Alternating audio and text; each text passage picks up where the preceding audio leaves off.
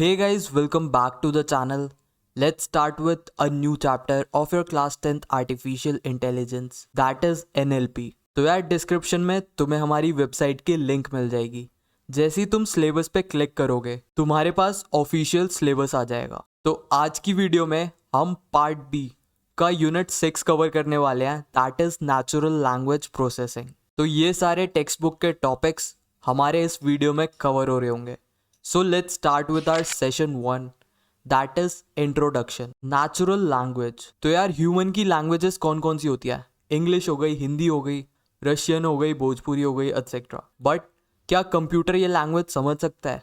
नहीं, they can't understand human language. हमें अगर कंप्यूटर से इंटरैक्ट करना है तो जो लैंग्वेज यूज होती है वो होती है पाइथन, C++, एटसेट्रा, जो तुम अपनी सीनियर क्लासेस में पढ़ोगे। तो NLP करता क्या है? ह्यूमन अंडरस्टैंडेबल फॉर्म को कंप्यूटर अंडरस्टैंडेबल फॉर्म में कन्वर्ट करता है। NLP converts natural language into a digital form that computer understand. आओ और ब्रीफ लेते हैं, NLP है क्या? इसकी full form is natural language processing. ये एक सब फील्ड है किसका? आर्टिफिशियल इंटेलिजेंस का। आर्टिफिशियल इंटेलिजेंस अपने आप में यूनिवर्स है, मैंने बताया था। उसी का एक सब फील्ड क्या है? Natural language processing. ये करता क्या है? It enables computer to analyze, understand and process human language.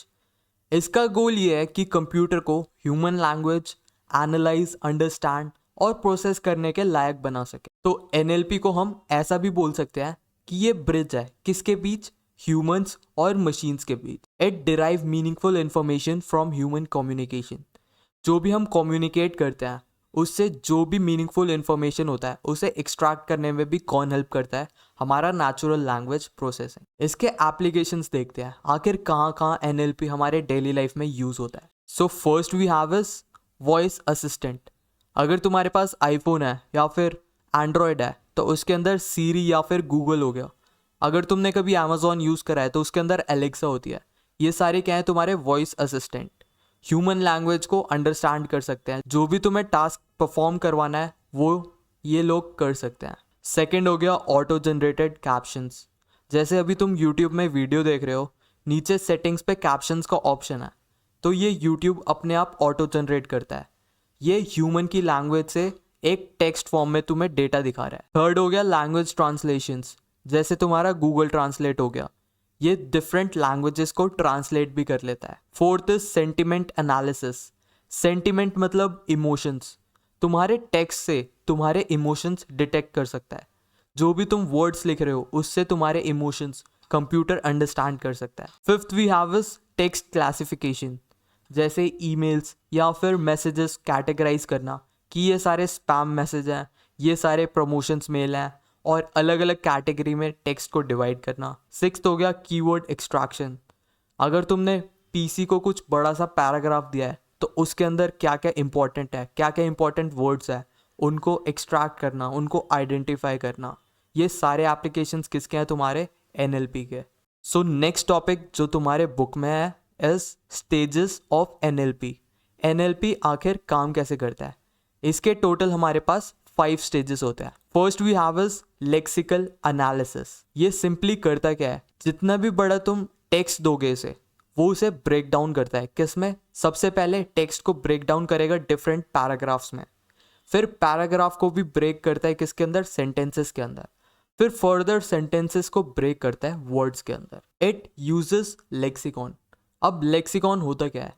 Collection of words या फिर फ्रेजेस को हम लेक्सिकॉन बोलते हैं। क्योंकि इसमें बहुत लार्ज कलेक्शन ऑफ वर्ड्स का ब्रेक डाउन हो रहा है, इसलिए हम लिखते हैं इधर इट यूजेस लेक्सिकॉन। इसका एग्जांपल देखे तो तुमने कंप्यूटर को एक पैराग्राफ दिया, उस पैराग्राफ में से कंप्यूटर ने ये सेंटेंस एक्सट्रैक्ट करा, फिर सेंटेंस को वर्ड्स, डिफरेंट वर्ड्स में ब्रेक डाउन कर दिया। इस प्रोसेस को हम क्या बोलते हैं? Lexical analysis. Second we have is syntactic analysis या फिर पार्सिंग। ये करता क्या है? तुम्हारे सेंटेंस का ग्रामर चेक करता है। अगर लॉजिकल इनकरेक्ट सेंटेंस है तो उसे रिमूव कर देगा। फॉर एग्जाम्पल, तुमने 2 सेंटेंस दिए कंप्यूटर को, the quick brown jumped fox over the lazy dog. ये सेंटेंस कुछ सेंस बना रहा है? नहीं ना, ग्रामेटिकली मिस्टेक लग रही है, तो इस सेंटेंस को एलिमिनेट कर देगा।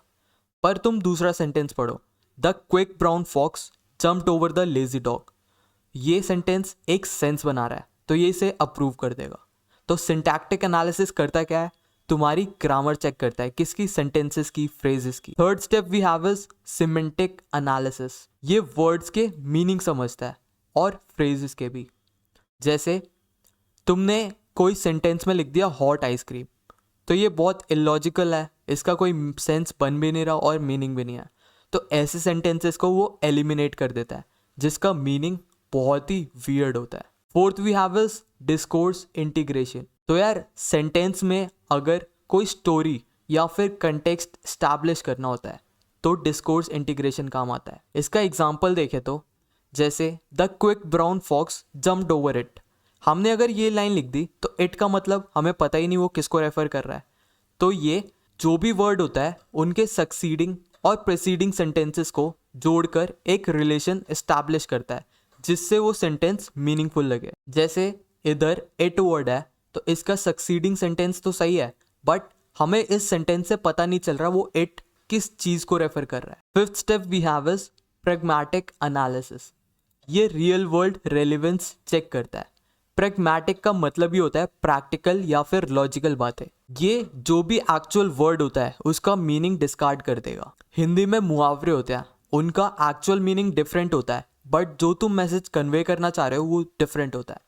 सिमिलरली इस स्टेप में भी होता है, जैसे तुमने किसी को बोला relax I am just pulling your leg, मतलब मैं तुमसे बस पंगे ले रहा हूँ, बट इसका एक्चुअल मीनिंग क्या है, मैं तुम्हारी टांगे खींच रहा हूँ। तो कंप्यूटर पता लगाता है कि तुम एक्चुअल वही चीज कहना चाह रहे हो या फिर कुछ उसे डिफरेंट मीनिंग और डिफरेंट वे में बोल रहे हो। जैसे इसका मतलब है he is just joking, but अगर तुम्हें बस इंग्लिश हिंदी पता है तो तुम ये भी लिख सकते हो कि वो उसकी एक्चुअली में टांगे पुल कर रहा है। तो ये तो हो गया प्रैग्मैटिक एनालिसिस जिसमें रियल वर्ल्ड रेलेवेंस हम चेक करते हैं। So these were 5 stages of your NLP। अब हम चलते हैं अपने नेक्स्ट टॉपिक पे, दैट इज चैटबॉट। चैटबॉट तुमने बहुत बार सुना भी होगा और यूज भी किया होगा। तो यार ये एक कंप्यूटर प्रोग्राम है जो कि डिजाइन किया है जो सिमुलेट कर पाए ह्यूमन कॉन्वर्सेशन को, मतलब जो ह्यूमन के जैसे बात कर सके, वॉइस कमांड अंडरस्टैंड कर सके। तुमने ये बहुत बार यूज करा है, जैसे Amazon या फ्लिपकार्ट पर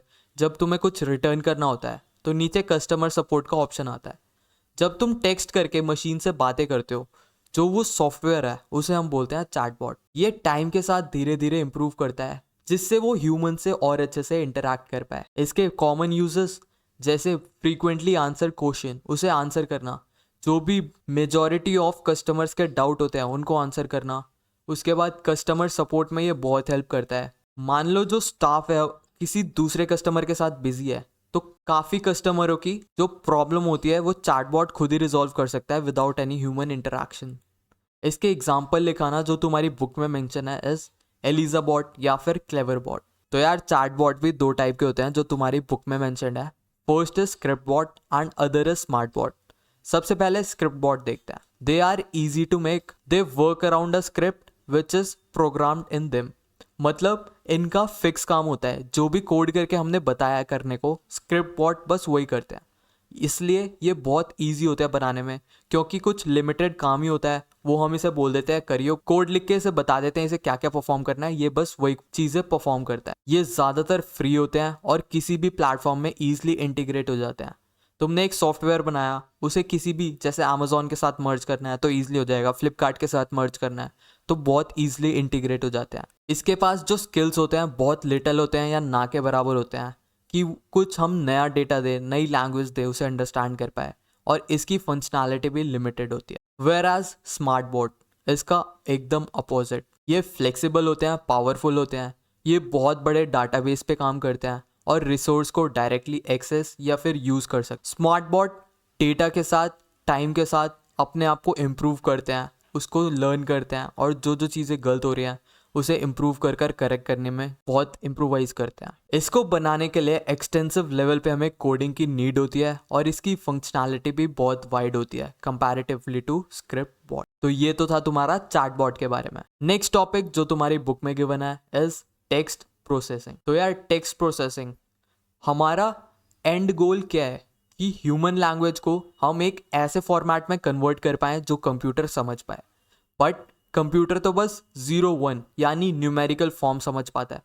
तो हम कैसे कन्वर्ट करते हैं ह्यूमन लैंग्वेज को एक न्यूमेरिकल फॉर्म में, आओ उसके स्टेप्स देखते हैं। तो सबसे पहला स्टेप होता है हमारा टेक्स्ट नॉर्मलाइजेशन। इसके अंदर फर्दर सब स्टेप्स होते हैं, आओ एक एक कर समझते हैं टेक्स्ट नॉर्मलाइजेशन हम करते कैसे हैं। सबसे पहला सेंटेंस्ड सेगमेंटेशन। तो यार जो भी तुम टेक्स्ट डेटा देते हो उसे सेंटेंसेस फॉर्म में डिवाइड करना, इस प्रोसेस को हम क्या बोलते हैं, सेंटेंस सेगमेंटेशन। सेकेंड स्टेप होता है हमारा टोकनाइजेशन। जो भी हमने टेक्स्ट डेटा को सेंटेंस में ब्रेक किया था, अब हम सेंटेंस को फर्दर ब्रेक करते हैं, किसमें, वर्ड्स में, नंबर्स में, कैरेक्टर्स में। टोकनाइजेशन के बाद हम क्या करते हैं, we remove stop words, special characters and numbers. जैसे तुमने पीसी को एक पैराग्राफ दे दिया, वो क्या करेगा, सबसे पहले पैराग्राफ में से अलग अलग सेंटेंसेस में ब्रेक करेगा, फिर सेंटेंस ब्रेक डाउन होने के बाद वो टोकनाइजेशन स्टेप अप्लाई करेगा, जिसमें वो पूरे सेंटेंस को डिफरेंट वर्ड्स, नंबर्स और कैरेक्टर्स सेपरेट करके अलग अलग कर देगा। अब जितने भी नंबर्स, वर्ड्स, कैरेक्टर्स हमारे पास आए हैं, उसमें से फ्रीक्वेंटली यूज्ड वर्ड और मीनिंगलेस वर्ड्स जैसे the, is, and, are etcetera, जो बस सेंटेंस फॉर्म करने के लिए हेल्प कर रहे हैं, उन्हें हम हटा देते हैं, जिनका कोई मीनिंग नहीं होता। फोर्थ हो गया converting text to common case. अगर सारे कैरेक्टर अनइवन, कोई अपर केस में है, कोई लोअर केस में है, तो इस स्टेप में हम करते क्या है, पूरे टेक्स्ट को एक कॉमन केस में कन्वर्ट कर देते हैं। जनरली हम लोअर केस में कन्वर्ट करते हैं। फिफ्थ स्टेप होता है हमारा स्टेमिंग। वर्ड्स को हम रूट फॉर्म में कन्वर्ट कर देते हैं। जैसे हमारे पास वर्ड आया एंड हील्ड, तो इसमें से हम ईडी हटा देंगे, तो रूट फॉर्म हमारे पास क्या बची, हील। ऐसी हमारे पास एक वर्ड है स्टडीज, तो इसमें से SES हटा दिया हमने, ES हटाएंगे तो क्या बनेगा, स्टडी। स्टेमिंग में याद रखना, जो तुम्हारा रूट वर्ड आया है वो मीनिंगलेस भी हो सकता है। देखो जैसे इसमें स्टडी का कुछ मीनिंग नहीं है ना, बट सिक्स स्टेप जो है हमारा लेमेटाइजेशन, ये मीनिंगफुल बेस वर्ड बनाता है। जैसे हमारे पास स्टडीज वर्ड था, तो उसे कन्वर्ट कर देगा स्टडी में। दोनों का काम सेम होता है, बट जब ये ब्रेक करता है तो मीनिंगलेस वर्ड्स भी फॉर्म हो सकते हैं।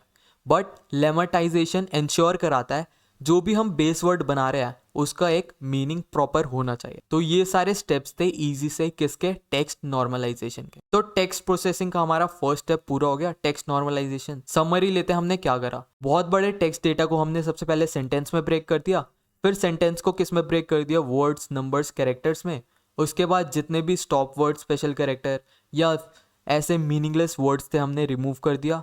फिर हमने एक कॉमन केस में या लोअर केस या फिर अपर केस, उसमें सारे डेटा को कन्वर्ट कर दिया। उसके बाद जो भी वर्ड्स आए थे हमारे पास, उसमें से ED हटा दिया, SES हटा दिया। इस प्रोसेस को हम क्या बोलते थे, स्टेमिंग। इसमें वर्ड मीनिंगलेस भी हो सकते थे। फिर सिक्स स्टेप, जो भी हमने वर्ड को कन्वर्ट करा है उसे एक ऐसे वर्ड में कन्वर्ट करो जिसका एक्चुअल मीनिंग होता है। तो this all was text normalisation. अब सेकंड स्टेप होता है हमारा bag of words algorithm apply करना। आओ देखते हैं ये आखिर है क्या। It converts text into numbers. तो एंड गोल तो हमारा यही है, टेक्स्ट को किस में कन्वर्ट करना, नंबर्स में। अब ये काम कैसे करता है, एग्जाम्पल देखते हैं, फिर जितनी भी इसकी थ्योरी है वो कवर कर लेंगे। सबसे पहले हमारे पास 3 डॉक्यूमेंट है। हमने सेंटेंस को ब्रेक कर दिया वर्ड्स में, अमन एंड अवनी आर स्ट्रेस्ड। फिर हमारे पास दूसरा डॉक्यूमेंट है, अमन वेंट टू अ थेरेपिस्ट। इस सेंटेंस को भी हमने ब्रेक डाउन कर दिया वर्ड्स में। फिर हमारे पास थर्ड लिस्ट है, Avni went to download a health chatbot. इसको भी हमने ब्रेक डाउन कर लिया किसमें, डिफरेंट वर्ड्स में। अब बैग ऑफ वर्ड्स एल्गोरिदम करता क्या है, ध्यान से सुनना। ये एक वोकैब्युलरी लिस्ट बनाता है। क्या, ये एक वोकैब्युलरी लिस्ट बनाता है। एक वोकैब्युलरी लिस्ट बना दिया। अब इन जितने भी डॉक्यूमेंट्स थे उसमें से जो जो वर्ड्स एक या एक से ज़्यादा बार अपीयर हुए हैं, वो सारे वर्ड्स वो इस वोकैब्युलरी लिस्ट में डाल देते। जैसे अमन यहाँ से उठा लिया, एंड यहाँ से उठा लिया, अवनी यहाँ से उठा लिया, आर यहाँ से उठा लिया, स्ट्रेस यहाँ से उठा लिया। फिर अमन दोबारा रिपीट हुआ है तो हमने नहीं लिया। फिर वेंट कहीं रिपीट नहीं हुआ था तो हमने वेंट लिख दिया। फिर टू लिख दिया, ए लिख दिया, थेरेपिस्ट लिख दिया। फिर अवनी भी यहाँ पर यूज़ हो चुकी है, वेंट भी यहाँ पर यूज़ हो गया, टू भी यूज़ हो गया, डाउनलोड कहीं भी यूज़ नहीं हुआ तो नेक्स्ट हमने डाउनलोड लिख दिया। फिर ए भी यूज़ हो रखा है, फिर हेल्थ नहीं यूज़ हुआ तो हमने लिख दिया, चैटबॉट नहीं हुआ तो लिख। तो वोकैब्युलरी एक ऐसी लिस्ट है जो जितने भी डॉक्यूमेंट्स में भले एक बार वर्ड्स आए हैं वो सारे वर्ड्स वोकैबुलरी लिस्ट में प्रेजेंट होते हैं। हमने एक वोकैबुलरी लिस्ट बना दी। अब इसके बाद हम एक टेबल बनाते हैं। टेबल में हम क्या लिखते हैं? जितने भी वर्ड्स हैं वोकैबुलरी में वो लिख दो। फिर एक डॉक्यूमेंट वाली कॉलम बना दो। इसमें हम करते क्या है, अगर जो वर्ड है किसी डॉक्यूमेंट में प्रेजेंट है तो हम आगे लिख देंगे 1, और कहीं वर्ड प्रेजेंट नहीं है तो हम लिख देंगे 0। जैसे फर्स्ट सेंटेंस में अमन प्रेजेंट है तो हमने लिख दिया 1। सेकंड डॉक्यूमेंट में भी अमन प्रेजेंट है तो हमने लिख दिया 1। थर्ड डॉक्यूमेंट में अमन प्रेजेंट है नहीं तो हमने लिख दिया 0। सिमिलरली अवनी, अवनी कहाँ कहाँ प्रेजेंट है? डॉक्यूमेंट 1 में प्रेजेंट है अवनी, और डॉक्यूमेंट 3 में प्रेजेंट है अवनी, तो हमने डॉक्यूमेंट 1 में लिख दिया 1 और डॉक्यूमेंट 3 में भी लिख दिया 1। डॉक्यूमेंट 2 में वो एब्सेंट थी तो हमने लिख दिया 0। सिमिलरली जितने भी वर्ड्स हैं वोकैबुलरी के, तुम ऐसी एक टेबल फॉर्म कर लो। तो इसका आउटपुट क्या आता है? बैग ऑफ एल्गोरिदम से हमारे पास क्या क्या है? तुम्हें ये क्वेश्चन में गिवन होगा तो तुमने एक वोकैबुलरी लिस्ट बनाई और एक टेबल बनाया। तो बैग ऑफ वर्ड्स एल्गोरिदम के क्या क्या आउटपुट होते हैं? सबसे पहले एक वोकैबुलरी जिसके अंदर यूनिक वर्ड होते हैं कॉर्पस में। फिर हो गया एक फ्रीक्वेंसी टेबल, ये वाली टेबल कि कितनी बार कोई वर्ड अपीयर हुआ है किसी डॉक्यूमेंट में। अब इस एल्गोरिदम को और इम्प्रूव करने में हमारे पास जो नेक्स्ट टॉपिक आता है that is term frequency inverse document frequency. ये कुछ नहीं है, बस इसी को इम्प्रूव करने के लिए बनाया गया है। It improves bag of word algorithm by weighing words based on importance. ये जितने भी वर्ड्स थे उन्हें एक वेट असाइन कर देता है जिससे उन वर्ड्स की इंपॉर्टेंस पता चलती है किसी भी सेंटेंस के अंदर। इसके कुछ कंपोनेंट्स होते हैं, आओ देखते हैं। सबसे पहले टर्म फ्रीक्वेंसी। इसका मतलब क्या होता है? How often a word appear in a document. एक डॉक्यूमेंट में कोई वर्ड कितनी बार आया है। जैसे डॉक्यूमेंट 1 में अमन एक बार आया तो हमने लिख दिया, आर एक बार आया तो हमने लिख दिया। ऐसे ही हम लिख सकते हैं कि कोई वर्ड किसी डॉक्यूमेंट के अंदर कितनी बार आया है। ये हो गया टर्म फ्रीक्वेंसी। उसके बाद होता है डॉक्यूमेंट फ्रीक्वेंसी। कितने डॉक्यूमेंट्स के अंदर एक वर्ड आया है। जैसे अमन आया था डॉक्यूमेंट 1 और 2 में, तो इसका डॉक्यूमेंट फ्रीक्वेंसी नंबर क्या हो गया? 2। इन दोनों में डिफरेंस क्लियर हो गया। इसमें हम पता लगाते हैं कि एक डॉक्यूमेंट, एक पर्टिकुलर डॉक्यूमेंट में कितनी बार आया है, बट डॉक्यूमेंट फ्रीक्वेंसी में हम चेक करते हैं कोई वर्ड कितने डॉक्यूमेंट्स के अंदर आया है। तो आई होप ये दोनों टर्म्स तुम्हें क्लियर होंगी। नेक्स्ट टर्म देखते हैं, इनवर्स डॉक्यूमेंट फ्रीक्वेंसी। इसका फॉर्मूला होता है IDF इक्वल्स टू लॉग फिर टोटल टॉक्स अपॉन DF। अगर वर्ड्स सब डॉक्यूमेंट में प्रेजेंट है तो हमारा IDF कम होता है, बट वर्ड्स अगर किसी किसी डॉक्यूमेंट में प्रेजेंट है तो हमारा IDF ज़्यादा होता है। मतलब कोई वर्ड अगर बहुत बार अपीयर हो रहा है तो उसका जो IDF आता है निकल के वो कम होता है, उसकी इंपॉर्टेंस कम होती है क्योंकि वो हर एक सेंटेंस में रिपीट हो रहा है। और इसी का अपोजिट, अगर किसी वर्ड की IDF वैल्यू हाई है तो मतलब वो बहुत कम अपीयर हुआ है डॉक्यूमेंट में, वो ज़्यादा वैल्यूएबल है। तो दिस वॉज ऑल IDF जो तुम्हारी बुक में गिवन है। Next we have is TF IDF score. इसका फॉर्मूला होता है TF into IDF। TF term frequency तुम यहाँ से निकाल लोगे और IDF तुम यहाँ से निकाल लोगे। जब इन दोनों को तुम मल्टीप्लाई करते हो तो हमारे पास क्या आता है? TF IDF score. जितना ज़्यादा स्कोर उतना ज़्यादा इंपॉर्टेंस उस वर्ड का पूरे डॉक्यूमेंट के अंदर। तो ये था हमारा सेशन कौन सा? टेक्स्ट प्रोसेसिंग का। इसमें हमने देखा कि टेक्स्ट को नंबर के फॉर्मेट में हम कन्वर्ट कैसे करते हैं। अब इससे ज़्यादा डिटेल्ड तुम्हारे हायर क्लासेस में गिवन है। अभी 10th में इतने ही टॉपिक्स गिवन है इस सेशन के अंदर, तो ज़्यादा पढ़ने का फ़ायदा नहीं है। जो जो वर्ड्स गिवन है उनकी डेफिनेशन तो तुम्हें समझ आ गई होगी, बस एक बार रिवाइज कर लेना, तुम्हें याद भी हो जाएगा। तो यार अब देखते हैं इसके एप्लीकेशंस। फर्स्ट हो गया हमारे पास डॉक्यूमेंट क्लासिफिकेशन।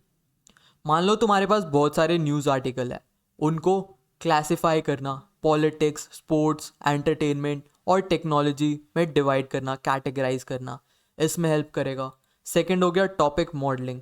तुम्हारे पास कोई रिसर्च पेपर है, मान लो रिसर्च पेपर कुछ नहीं होता, किसी टॉपिक के ऊपर कुछ चीज़ें लिखी होती है। मान लो उस रिसर्च पेपर से तुम्हें टॉपिक बताना है कि कौन सा टॉपिक के ऊपर रिसर्च पेपर है, तो उसके अंदर वो वर्ड्स आइडेंटिफाई करके तुम्हें टॉपिक बता देगा। थर्ड हो गया इंफॉर्मेशन रिट्रीवल सिस्टम। ये ज़्यादातर सर्च इंजन यूज़ करते हैं। जैसे गूगल पे तुमने सर्च करा बेस्ट पिज़्ज़ा इन दिल्ली, तो वो ऐसे वेब पेजेस देखेगा जहाँ पे दिल्ली और पिज़्ज़ा इन दोनों का TF IDF स्कोर बहुत हाई है। ऐसे वेब पेजेस तुम्हें शो कराएगा रैंकिंग के बेसिस पर। फोर्थ हो गया स्टॉप वर्ड फिल्टरिंग। जितने भी अननेसेसरी वर्ड्स हैं जैसे द, इज, एंड, आर, जो बस सेंटेंस बनाने में हेल्प करे गए हैं, वो TF IDF अप्लाई कर कर हटा देगा। तो let's move to our last session, that is use case walk through. हमारे पास दो टाइप के टूल्स होते हैं, एक होता है कोड बेस्ड, एक होता है नॉन कोड बेस्ड। सबसे पहले हम देखते हैं कोड बेस्ड NLP टूल्स। इसका एक एग्जांपल जो तुम्हारी बुक में गिवन है is NLTK, that is natural language tool kit. ये एक पाइथन का पैकेज है जो कि टेक्स्ट प्रोसेसिंग में यूज होता है। अभी हमने इससे पहले जितने भी चीज़ें पढ़ी थी वो टेक्स्ट प्रोसेसिंग के बारे में थी। तो ये एक पाइथन का पैकेज है जो इसी प्रोसेसिंग में हेल्प करता है। ये इंपॉर्टेंट मॉड्यूल्स मतलब ऐसे ऐसे कोड प्रोवाइड करता है जो कि टोकनाइजेशन में हेल्प करता है, स्टेमिंग में हेल्प करता है, पार्सिंग में हेल्प करता है, क्लासिफिकेशन में हेल्प करता है। ये सारे टर्म्स हमने इस चैप्टर और पहले वाले यूनिट्स में कवर कर लिए थे। तो इन सारे प्रोसेस में हेल्प करने के लिए मॉड्यूल्स हमें प्रोवाइड कराता है। सेकंड, ऐसा ही एक और सॉफ्टवेयर है दैट इज SPACY। ये एक ओपन सोर्स NLP लाइब्रेरी है। लाइब्रेरी एक ऐसी जगह जहाँ पर बहुत सारा कोड होता है। ये एक ओपन सोर्स है मतलब फ्री टू यूज है, कोई भी इसे यूज कर सकता है। इसके भी क्या क्या फीचर्स हैं, ये हेल्प करता है तुम्हारे टोकनाइजेशन में, पार्ट्स ऑफ स्पीच टैगिंग में, एंटिटी का नेम रिकॉग्नाइज करने में, डिपेंडेंसी पार्सिंग करने में। तो ये सारे जितने भी डिफिकल्ट वर्ड्स हैं ये तुम्हारे सीनियर क्लासेस में तुम्हें आर्टिफिशियल इंटेलिजेंस के अंदर पढ़ाए जाएंगे, अगर तुमने 11th-12th में भी आर्टिफिशियल इंटेलिजेंस ऑप्ट करी तो। ये बहुत ज़्यादा फास्ट होता है इन टर्म्स ऑफ परफॉर्मेंस, और ये रियल वर्ल्ड एप्लीकेशंस में भी बहुत यूजफुल होता है, बहुत ज़्यादा ऑप्टिमाइज्ड है। Second we have is no code based NLP tools. इसका एक एग्जांपल है ऑरेंज डेटा माइनिंग। ये एक मशीन लर्निंग और डेटा एनालिसिस टूल है। पाइथन और विजुअल प्रोग्रामिंग के अंदर ये कैटेगराइज होता है। ये करता क्या है, हम इसके अंदर ड्रैग एंड ड्रॉप ऑपरेशन कर सकते हैं। इसके अंदर हमें कुछ भी कोड नहीं करना पड़ता, वेयर एज जितने भी टूल्स हमने पहले पढ़े थे NLTK और SPACY, उसके अंदर हमें कोड करना पड़ता है। बट इसके अंदर बस ड्रैग एंड ड्रॉप से ही काम चल जाता है। ये टेक्स्ट माइनिंग को सपोर्ट करता है, क्लासिफिकेशन को सपोर्ट करता है, क्लस्टरिंग को सपोर्ट करता है। अगर ये टर्म्स तुम्हें नहीं पता तो मतलब तुमने पुरानी वीडियोस नहीं देखी, जाकर वो वीडियोस देखो पहले। सेकंड एग्जांपल हमारे पास है मंकी लर्न। ये प्री ट्रेन्ड होता है और हम इसके अंदर कस्टमाइज अपने अकॉर्डिंग ML मॉडल्स बना सकते हैं। ये भी किन किन चीज़ों में हेल्प करता है, text mining, classification, sentiment analysis, entity recognition, इन सारी चीज़ों में ये सॉफ्टवेयर हमारा हेल्प करता है, दैट इज मंकी लर्न। ये सोशल मीडिया और कस्टमर फीडबैक ऐसे यूज केसेस में भी बहुत यूज होता है। इसके बाद आ जाओ, जो यूज केस है हमारा इस सेंटिमेंट एनालिसिस।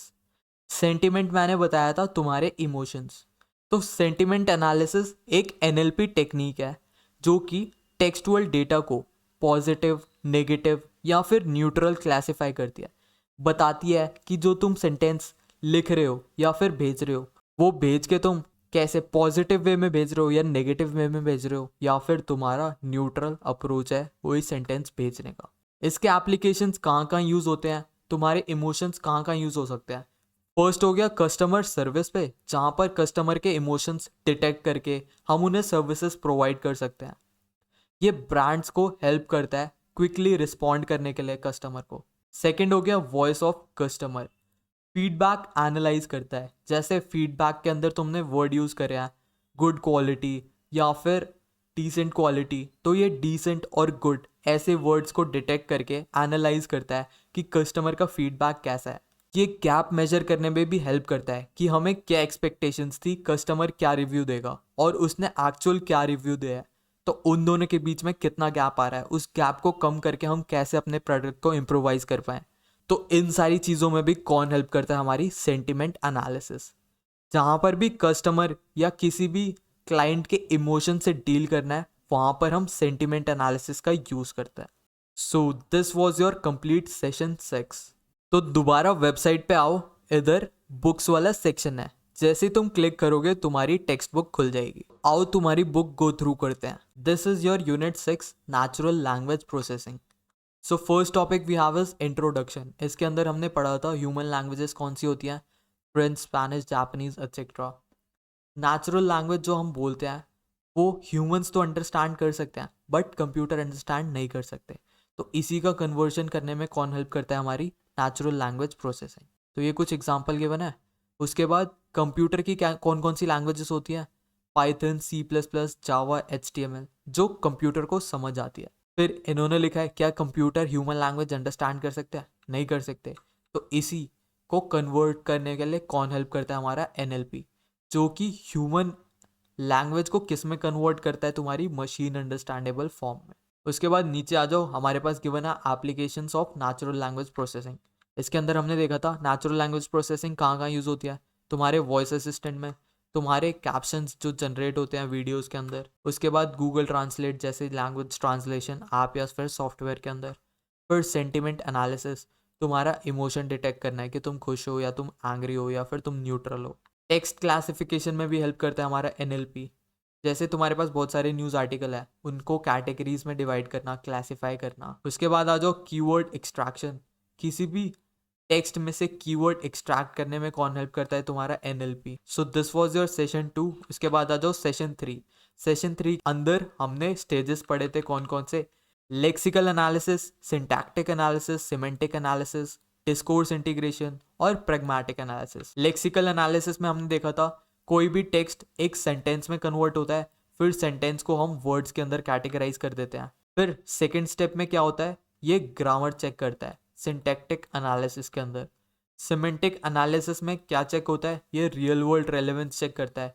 जैसे इसके अंदर हॉट आइसक्रीम था तो वो रिजेक्ट कर देगा। देखो इधर भी एग्जांपल गिवन है। फिर डिस्कोर्स इंटीग्रेशन में हमने पढ़ा था कि किसी भी वर्ड्स के सक्सीडिंग और प्रीसीडिंग सेंटेंसेस को चेक करना कि क्या वो मीनिंग या फिर स्टोरी फॉर्म कर भी रहा है या नहीं। Last step is pragmatic analysis, real world relevance check करता है। जैसे हमने देखा था एक sentence I am pulling your leg, तो इसका एक्चुअल मीनिंग तो है टांग खींचना, बट इस सेंस में हम उसे नहीं कह रहे, हम ऐसे सेंस में कह रहे हैं जैसे कि वो जस्ट मजाक कर रहा था। उसके बाद जो टॉपिक तुम्हारे बुक में गिवन है चैटबॉट्स, हमने देख लिया चैटबॉट्स क्या होते हैं, उसके एग्जाम्पल तुम्हारी बुक में गिवन है और वेबसाइट्स की भी लिंक गिवन है जहाँ पर तुम जाके ये यूज़ कर सकते हो। फिर बुक में गिवन है स्क्रिप्ट बॉट और स्मार्ट बॉट के बारे में जो हमने पढ़ लिया था। उसके बाद कुछ MCQ गिवन है। फिर सबसे डिफ़िकल्ट और important topic that is text processing. आखिर इंग्लिश के वर्ड्स कंप्यूटर लैंग्वेज में कन्वर्ट कैसे होते हैं? इसके सबसे पहला स्टेप था इस टेक्स्ट नॉर्मलाइजेशन, जिसके अंदर हमने ये सारे स्टेप्स देखे थे। सेंटेंस सेगमेंटेशन, किसी बड़े पैराग्राफ को सेंटेंसेस में ब्रेक डाउन करना। उसके बाद देखा था हमने टोकनाइजेशन, सेंटेंस को वर्ड्स के अंदर ब्रेक डाउन करना। फिर जितने भी स्टॉप वर्ड स्पेशल सिंबल्स होते हैं ए एंड द, इन सबको हटा देना हमारे वर्ड्स में से। फिर सारे वर्ड्स जितने भी अलग अलग केसेस में वर्ड्स है उनको एक केस में कन्वर्ट कर दो, जैसे इधर लोअर केस में कन्वर्ट करा है हर एक केस को। फिर स्टेमिंग में हम क्या करते थे? ED, ING, ER, SES ऐसी चीज़ें हटा देते थे जिससे हमारे पास स्टेम या फिर रूट वर्ड बन जाता था। स्टेमिंग से जो वर्ड्स बनते थे इनका मीनिंग हो भी सकता है या नहीं भी हो सकता। इसके बाद जो स्टेप होता है लेमेटाइजेशन, इसमें जो भी वर्ड्स होते हैं उन्हें ऐसे फॉर्म में कन्वर्ट होते हैं जिनका एक्चुअल मीनिंग होता है। फिर हमारे पास आता है बैग ऑफ वर्ड्स एल्गोरिदम।